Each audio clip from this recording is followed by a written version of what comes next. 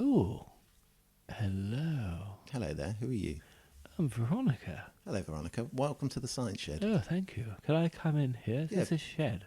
Please come in and sit down. The Science You're Shed a is... fantastic example of the male specimen, aren't you? Well, that's very kind of you to say, Veronica. Oh, my goodness. Well, come in and sit down. Let me tell you a little bit about the Science Shed. Oh, I can't wait. So the Science Shed is What are you going to tell me today?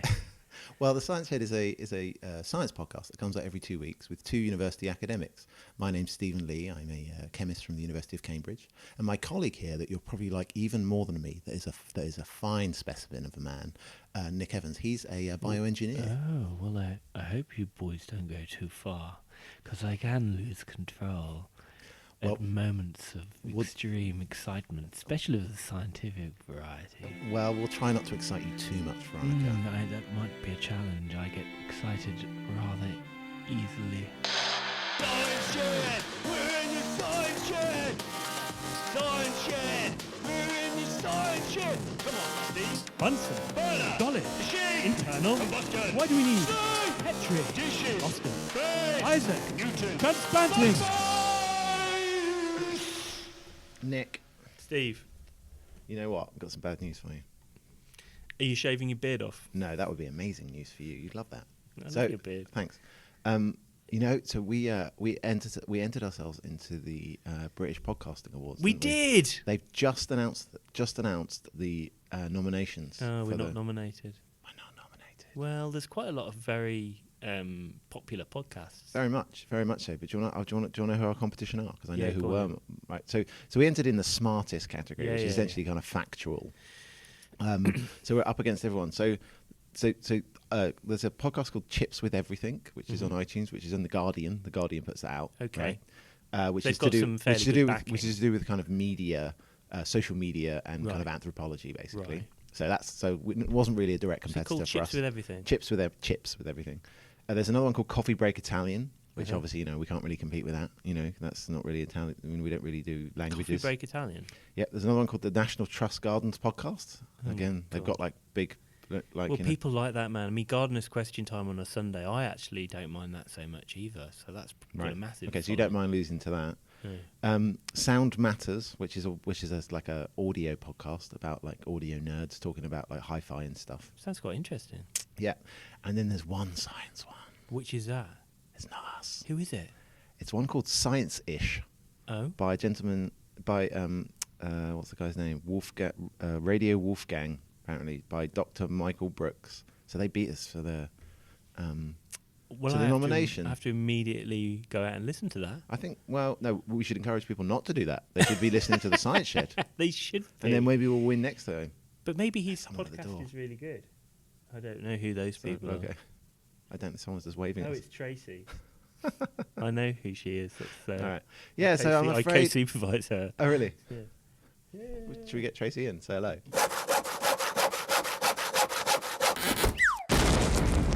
That was Tracy. Your PhD student's here. What's she doing here? She works here. Oh, so I she's joined- co-supervise Oh, her, you yeah. So co-supervise, Eileen, yeah. I co-supervise one with Eileen, who works here, and Right. Eileen co-supervises one of my students in Yeah. Southampton. Wow, that's So cool. we've got a little bit of an exchange thing going on. Right. Yeah. Okay. Why didn't we have a co-student? Well, you've never helped. Neither of you. Why We're we- about to submit a But paper, though. why don't we submit a grant, Steve? Let's do that. How could we? I've got an idea. We've just I about don't want to submit- share it on the podcast. Do you know what? It's a Like good we were idea. talking about submitting the 6-year paper, the 7-year paper. Oh now. my God! It's almost ready to go, In Steve. podcast 2, we spoke about that. We're now on podcast 20x something, 20 something now. Yeah, but as a percentage of the total time, it's probably like 5% of the But total time. we're so close with the 7-year Well, turd, it just needs aren't to we? be. It just needs to be submitted. Yeah. I'll do it on Sunday. So I tried to get Agnieszka to do it, but she's given me a whole load of excuses. Right. Yeah. Well, I tried to palm it off Good on you, didn't I? excuses, Yeah. Yeah. Well, let's do that. Yeah, but I Submit know the that I'm going to paper. have to go on the website, start a Click new a profile. button, I'm going to have to fill in like forget 10 my authors, password, yeah. find out where they are, fill out their bloody affiliations. Yeah. No, they're all on. It's all on the paper. You can just add it on the paper. Oh, you make it sound so straightforward. Yeah. Well, I didn't do it Process of either. Filling out the boxes. Yeah. So we'll Can't you submit. get Anna to do it? We could get Anna to do it. Yeah. Like Anna, if you listen to this in the future, if you submitted our paper, thank you very much. Thank you, Anna. If you haven't, then why didn't you submit the paper? Anyway, so we should after we submit our paper and we've proven to the scientific community what a dynamic team Dr. Evans and Dr. Lee are, we should write a grant to do more. Absolutely, yeah, definitely. All right, I'm well up for that. I've got a really good idea. And then maybe as one of well, our Steve. students could I've come got in. a good idea which is relevant to both of our things. Okay, well, let's talk about I that. saw a recent paper actually in Biophys J, which sort Really? of sparked my imagination. Excellent. I'm not sharing it though because the listeners may steal our ideas and do it in the garage and publish first. Yeah, well, if it takes us 7 years to publish one paper, they probably will. Oh, just spat on them. Can't take him anywhere. Sorry, I've spat on the pop mic. Never mind.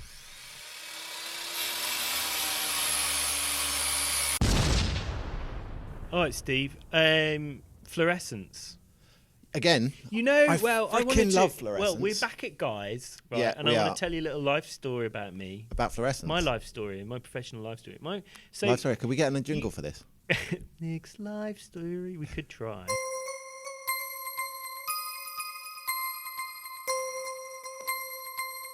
Nick's life story. Anyway, Life story. so you work on fluorescence, Steve, and you I did do. a late thing at the Science Museum recently, which was sort of a public engagement thing. So Yeah. you're telling people about the basics of fluorescence. I did, yeah. And it took me back, and now we're at Guy's. It's taken me back even further because my PhD was on fluorescence spectroscopy, as you Good, probably good. know. I do. We've spoken about this before. Exactly. So, yeah, it was a long time ago, and Yeah. I've moved on to past is new. But I wanted to sort of bring it back up again and ask your advice on the idea of glucose sensing. Glucose sensors. Okay. Well, that's Yeah, what you did so your PhD PhD in, was right? on glucose sensing in diabetes. So what does that mean? Why is that important? So people know about people with diabetes. Yeah. They struggle to control their blood sugar because they don't have insulin. So type 1 diabetic people don't make insulin. Type 2 diabetic people do, but the body doesn't respond properly to it. So their blood sugar goes out of control. So people with diabetes have to control. And why is that how much bad? Why does sugar it in matter if there's too much So sugar? sugar's toxic. What does that mean? Sugar is poisonous. But why is sugar? That doesn't make sense, Nick. Sugar is poisonous, right? So, So our bodies... but not in a kind of hippie. Sugar is poison, man. sugar's bad, Yeah, man. yeah. You should be eating vegan quinoa. Sugar is poisonous at high concentrations in the bloodstream, so our body keeps it between a window of concentrations. Right. Okay, so it's I mean, that's true with everything. There's some toxicity associated with a lot of things. So if you eat enough of it, yeah, it can become toxic. So it So kind of it's makes generally- sense that sugar might be if you eat too much. but it's generally kept at sort of 5 milligrams to 25 milligrams per liter, I think, something in that range. So So when you have a Coke and you have a big spike, or yeah, whatever but of sugar, it never normally goes above about. Well, okay, let's talk in millimoles. So that's with scientists. Thank So you. I'm not going to explain what a mole is, but they're just numbers. Yeah. But our body usually is between about 3 and 10. Okay. Right, and 3 to 4 is normal. 10 is really, really high. Yeah. Okay, people with diabetes, it goes up to 25, 30, 40. Wow. Okay. Okay, that's called hyperglycemia. Yeah. That's toxic because the sugar is reactive, and it reacts with things in your blood vessel walls and other Right. cells, and it damages them. It causes called oxidative damage. Okay. So your tissues die, and usually the first thing to get damaged is your small blood vessels. Mm-hmm. So people who have hyperglycemia all the time, they develop kidney problems. Where you've 'Cause there's got lots of blood vessels. tiny little blood vessels in your kidney, Yeah. susceptible to the toxic effects first. The backs of your eyes and your retina, Right. that diabetic people, if they have, They can lose their sight, can't they? sight.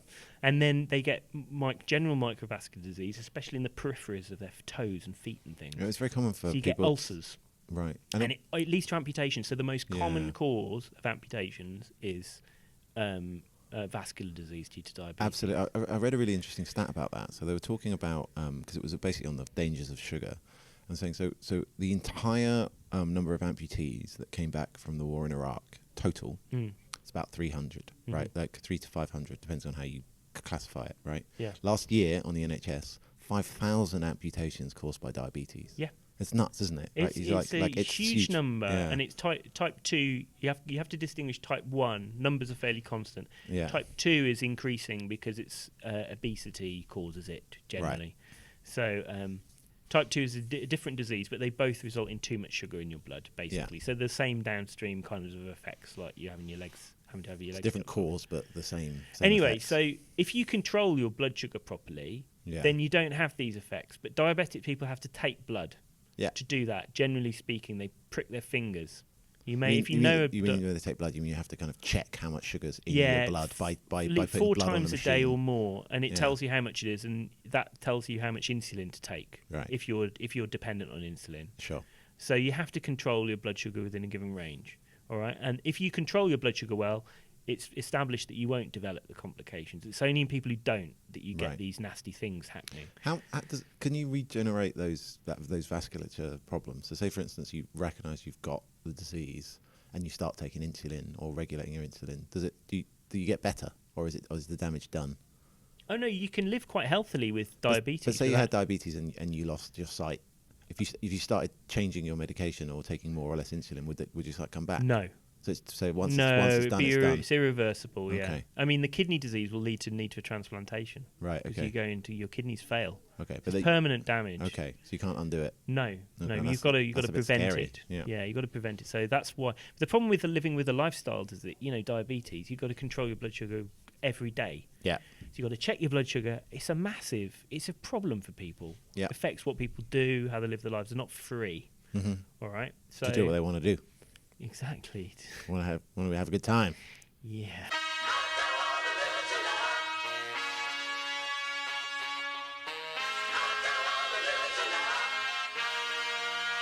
Anyway, so if they could control, and generally what happens is because it's such a drag to measure your blood sugar, and because you can only do it at specific points, then you have poor blood glucose control, and that's what causes the problems. So there's been a huge drive for many years to track blood glucose continuously, but without having to prick your finger and put blood on a machine. Yeah. And there are now devices. So I worked in this a long time ago, like I said, and we did a thing when kids came into one of the labs last summer, and one of them had a meter on his arm. They're cool, so they're called aren't they? a freestyle meter. Amazing. So they made, I can't remember the company, probably shouldn't advertise the company, but anyway, but they stick to your arm, and they sample interstitial fluid. So they don't sample the blood.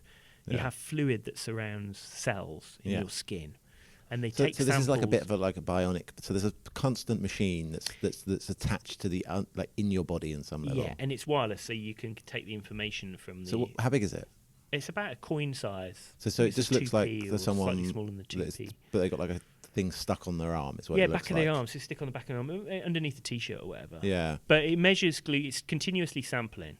So it tells you what there's a disadvantage with it. It only shows your blood sugar. There's a lag, 10 to 20 minute lag behind what's in your blood. Okay. So diabetic people, they suffer from hypoglycemia, which is too little blood sugar. If they take too much insulin and then they flip out, they go into start behaving weirdly. Right. Or can go into a coma. A bit like you are today. A little bit. So it's really important to be able to have a warning of when that happens. So these don't work so well for that because they're lagging. Because there's a lag, and that can happen quite quickly. So there's constant need to improve them. So fluorescence, right? Right. No device has been worked out based on fluorescence, but people are trying to use it. So again, going back to your idea about fluorescence saving your life, this is another idea. That's a do good you know idea. what they try and do to measure your blood glucose? With fluorescence? Yeah. Oh, let me think about it. So, I mean, so people have, for a long time, I suppose this isn't fluorescence, but this absorption of light, as they've looked at oxy and deoxygenated hemoglobin. Yeah, those are the things that you might have seen on people's fingers in hospitals. Yeah. So they stick on the end of your finger and they tell you what your oxygen saturation of your blood is. And what they're doing really is just a little lamp that's going through your skin. It measures the absorbance of near-infrared light. And it's a ratiometric, I think, so it's two different wavelengths. Absolutely. Because oxygenated blood and deoxygenated blood interact with light differently. It's very convenient. But that's a different phenomenon. They tried that for blood sugar for many years, and there was a bit of a hoo-ha controversy about it. Someone said it worked and it didn't. Basically, yeah, people were sort of showing that there were really good correlations when in fact there weren't. It was just they'd developed a model which happened to be very good so they sort of didn't do it post hoc. Right. Just did it and show it related to it, but then didn't actually test it. Amazing. It works, yeah. Someone else will deal with the details. Yeah. So that doesn't work. Yeah. Book's pretty much closed on that. So Okay. fluorescence is what I was working on. So the trouble with fluorescence for I suppose is that you have to add the fluorescent molecule. Yeah. So a very common one that people use is fluorescein. So if you've ever got a scratch on your eye and they put that kind of orange dye in your eye and it makes you look out of orange for one eye for a few hours, that's fluorescein, and that's relatively non-toxic. Yeah. So you're kind of limited with what dyes you can use. So I guess you've got to take the blood out, Mm-hmm. and you've got to add something that binds to the sugar, and then you've got to measure how bright it is. I suppose is that how it Well, works? let me tell you about one device. So there are Yeah. lots of different. These have been knocking around for a while, and very few of them have reached clinical practice. There's one that is being trialled for. Right. They're generally based on competitive inhibition. Yeah. So what happens is your glucose is floating around. You have a lump of like a material, a Yeah. tube, let's say, Yeah. in one of your vessels, your arteries, or your veins. The blood flows through that with the sugar in it. Yeah. Inside that tube, there is a molecule which will bind to glucose. Okay. Do All you know right. what it is? Yeah, there's several. So Okay. boronic acid is used. Okay. And also there are various proteins. Okay. So there's glucose binding protein Protein, from yeah. a bacteria. Yeah. Yeah. And some people have tried to use a molecule called hexokinase, which is an enzyme which binds to glucose. Cool. There are several of them, and there are also So you have to they're top- yep. lectins, plant lectins. Do you remember we used concanavalin A? Yeah, we did. Yeah. So there are plant proteins which will bind sugars. But what happens is with those things is you can have a competitive thing. So the molecule. So this is where you'll know more than me. But Right. basically, you've got a molecule which binds to sugar. Yeah. And that's got a fluorescent dye on it. Yeah. And then bound to it normally is a sort of a sugar analog, something that's a bit like a sugar but Yeah. isn't glucose. Let's say dextran. Yeah. All right, and so you've got a dye on each one. What happens is when the sugar comes along, it tells the dextran to get out of the way. So Yeah. it sort of displaces it. So Yeah. the dextran floats off. Yeah. And what happens is you get a change in the fluorescent signal because one of those dyes has got further away So you from the add other. both of those sugars, is what you're saying. You've got it in a self-contained tube. So the glucose is competitively binding to that Right, yeah. thing. So I mean, basically, what's happening there is we don't know where the sugar is, right? So the sugar in your body is not we can't see in the same way. It doesn't glow. No. So we're adding something that sticks to it. Yeah. And then we look at where stuff's glowing, and because we know that the glowing stuff is stuck to the sugar, Yeah. we then make an inference that of the level of the sugar based upon how much Yeah. it glows. So And this is based on a phenomenon called quenching or energy transfer. So basically, you shine light on the thing which is stuck on the sugar binding protein, yeah. and it fluoresces. It sends out light. So Uh-huh. you shine light of one color on it, it Yeah. glows a different color. When the sugar comes along, okay, Mm-hmm. what happens is it causes that fluorescence to increase Yeah. because you've actually got another thing there, Got it. Yeah, another dye there, So- which so- sort of absorbs it normally. So Okay. you're kind of unmasking. Yeah. The sugar comes in and it unmasks the fluorescence of this one molecule, and you can measure quite precisely the blood glucose concentration. So they're being used something similar to that in a sensor in the artery for continuously measuring blood sugar in people who are having in intensive care. So presumably, so you basically have to top it up. It's got like it's like a printer cartridge. You have to add the ink. You've got to add these two You have to different. take it away. I mean, these are all self-contained, so there's Right. no using up. They don't use things up. Because I suppose what you'd want in that thing is you want something that's actively controlling your blood sugar, right? So it's measuring it, and then when it goes up, you just inject insulin, and when it goes down, you just it tells you so eat some sugar or That's something. been like- called the holy grail Ah. diabetes because there are things which there Because are because insulin even pumps. if you have to check your blood sugar by pricking your finger, you're only doing it 4 times a Well, day. there are insulin pumps. So your pancreas works like that. Your Yeah. pancreas, the cells in your pancreas which sense sugar, Yeah. and they secrete enough insulin to bring it back down to level. So it's kind of like homeostatic. We call it homeostasis. Yeah. Keeps your blood sugar constant. Yeah. Right. So if you lose those cells in your pancreas, like in type 1 diabetes, your blood sugar just goes out of control. Goes really Yeah, it's high. like So a thermostat here- in your house, right? Exactly. Yeah. Yeah. It switches off. It switches on when it gets cold, and Yeah. it switches on when it gets cold, and switches off when it gets hot. Exactly. And in this case, what people think that they can do is because there are insulin pumps. Yeah. You can get these devices that some people use, which continuously secrete insulin, infuse it into your body. Right. And when you have a meal, you push a button and it gives it a boost. That's cool. So rather than injecting with an Superhuman, Nick. Well, Yeah. cyborgs. So instead of these- that, what these you'd have is exist. you'd have that thing on your arm, which Yeah. tells you what your blood sugar is, and it would control how much insulin pumps. So basically, and then you have we an can do artificial pancreas. half of the artificial pancreas. So we can waz in some insulin when you need it, but we don't know when and how much yet. Yeah, but I think we're getting there. That's exciting. But fluorescence may be one of the ways you can do it more accurately than the others. So I mean, so everyone. So you'd knows- have so ultimately you can imagine a diabetic person would have a tattoo. So they go to a shop, Yeah. they'd have a tattoo made, Yeah. right? And your blood sugar changes, Yeah. all right? That the sugar goes into your cells or near the dye in the Yeah. tattoo. It causes the amount it glows to change. Yeah. And you have a little device shining light on it, which tells you exactly how much sugar Oh, you've got that's in your cool. body. Yeah. Yeah. That's what I think you should do, Steve. All right, I'll get on with it, shall I? Wicked. I've got something for you. What have you got? You know, we spoke. I think it was podcast 2 or Yeah. podcast 3. What? We spoke about Thunderstruck. It was number 3. It was number 3. It was The in a really classic, badly the design. recorded Royal Society one in a big echoey room. That's your fault, wasn't it? You were in charge of the recording equipment. What? Then I had to step in, and now we have the kind of high quality What audio. did we use to record then? We used your crappy microphone. Did we? Oh, Yeah. plugged into my computer. Yeah, exactly. Oh, come on. I mean, it was early days. Amateurs. And we were in a really bad room. Yeah, that's true. I forgot about We're that. much better now. Anyway, Thunderstruck, right? If you maybe just regale us with what that paper was about. Oh, well, Thunderstruck was about basically making nanoparticles, mixing them up by using sound. Right. So got a woofer speaker and played some music to mix them up by sort of shaking them with the sound. But Thunderstruck by AC/DC was the tune which was judged to be the best. The acoustic drive signal, I think they decided. Very silly. So I was having lunch yesterday with a friend of mine who actually we might get on the podcast, and he was telling me there's a bourbon, right, an American bourbon called Hudson, Right.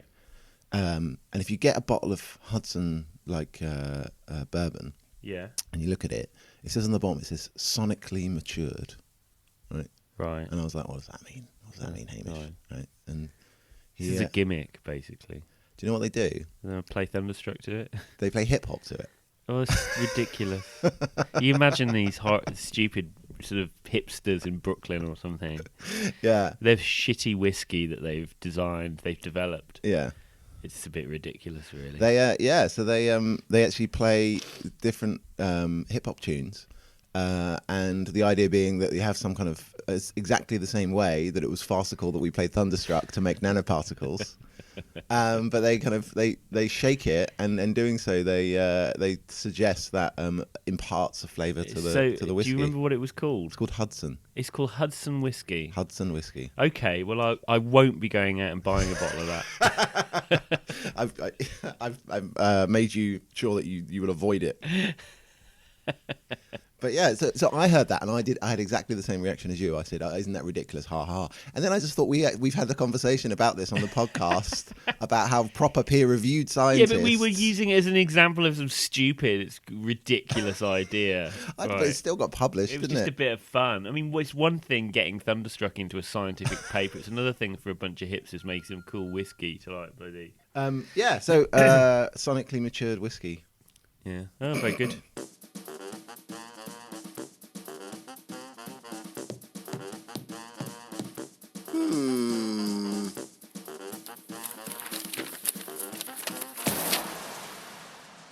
Listeners, what Nick's so well prepared for these podcasts that what he's doing currently is scrabbling on his laptop, desperately searching the internet to try and find something to talk to me about. You've done this before.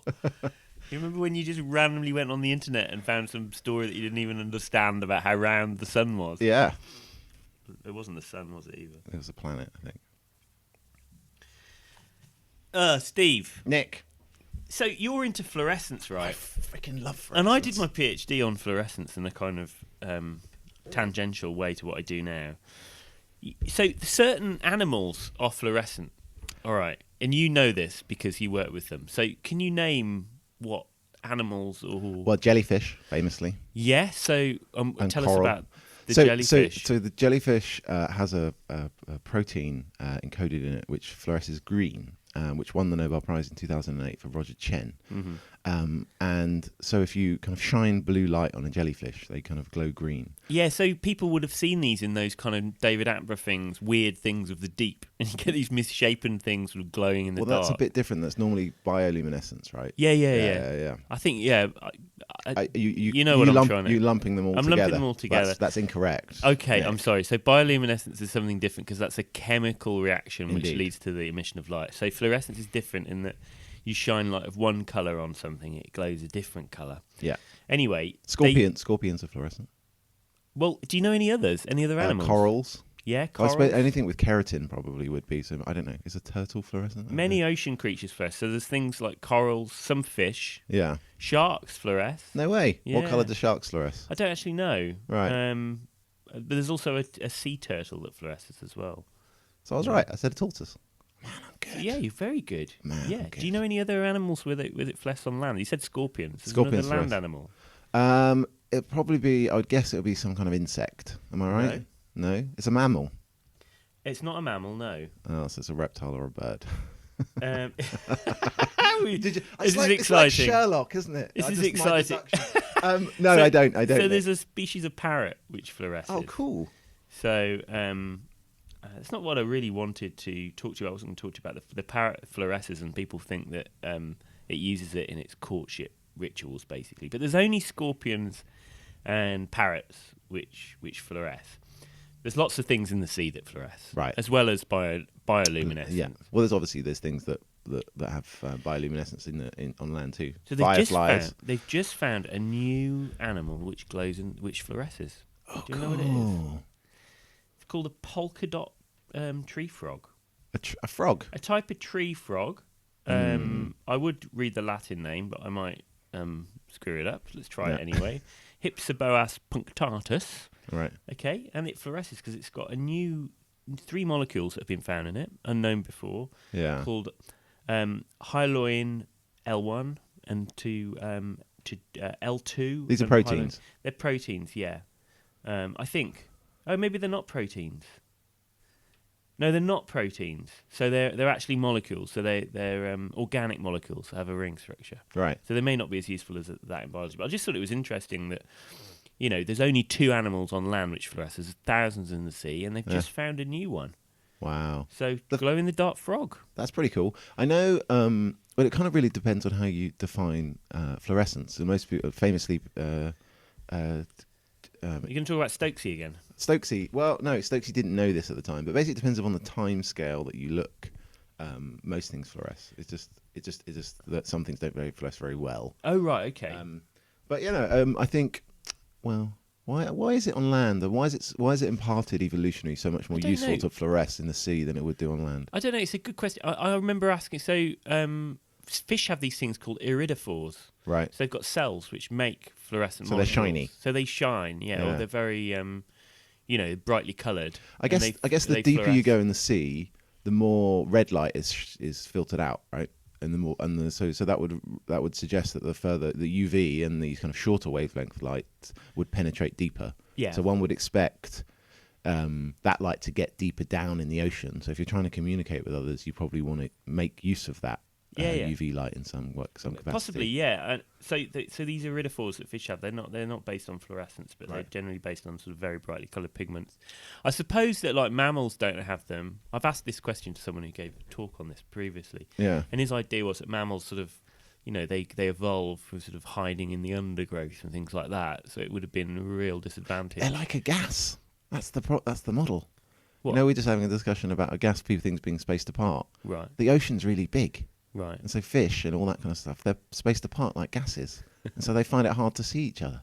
So Do you have think to have... that's true? I don't know, I'm just riffing there, Nick. I've got no idea. I don't get. I'm out of my depth. Anyway, I didn't buy his argument about the animals. The mammals having to hide in the. There's loads of birds which are hugely brightly coloured, like birds of paradise and things. Yeah. They're not trying to hide. Yeah. No, and mammals, you don't have iridophores and you don't have these pigment type cells that you do in birds and fish. Right. So I don't know. It's an open question.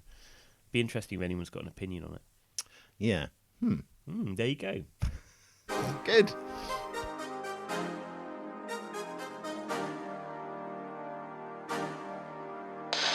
Science Shed! We're in the Science Shed!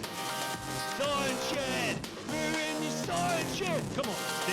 Bunsen. Burner. Dolly. Machine. Internal. Combustion. What do we need? Stove. Petri. Dishes. Oscar. Space. Isaac. Newton. Transplanting. Nick, we're done. Oh, we're at the end of another one. Yeah. That was fun, wasn't it? It was good. Oh. Nick, do you know what I've just bought? I think I know what you've just bought, but tell me. Do you really? What are you Is going to it guess? a Telecaster guitar? No, that's not what I was going to talk But about. you have bought a Telecaster. I have just bought a Telecaster. What but else that's have you not- bought, Steve? So I bought Google Home, which is this like a bit like Alexa, where you can talk to. You Google. love having technology invade your home and your life, don't you? So this one just listens to me while I sleep now. I know that would annoy you. But anyway, right, this one you can ask to play podcasts. So you can just say play podcasts. So Really? I asked it to play The Science Shed, of course. Yeah. Right? But obviously The Science Shed is one word, right? Yeah. So Google does not read it as The Science Shed. Oh, we've Do you want- screwed up Do there. you want to hear how it sounds like? Yeah, go on I've then. recorded it. Okay, so here it goes. So this is me talking to Google Home. Hey Google, play The Science Shed podcast. Here's where you stopped in TheScienceShed, episode 22 Countitudes Cure Cancer. Session sesh. That's What? it calls it. Session Sesh. Listen, TheScienceShed. Session sesh. That's Science Shed. The Science Shed, but spoken phonetically. Oh my goodness. Yeah. Oh So well, we should have join in- chosen a different name and we not should stick have it all done. together. We'll join in. The listeners should listen to the Session Sesh next week. Absolutely. You should contact us with social media. I'm Steve the Chemist at Twitter. I'm at the Evans Lab. And hopefully there'll be many more Session Sessions. Great. So from the session, goodbye. Bye!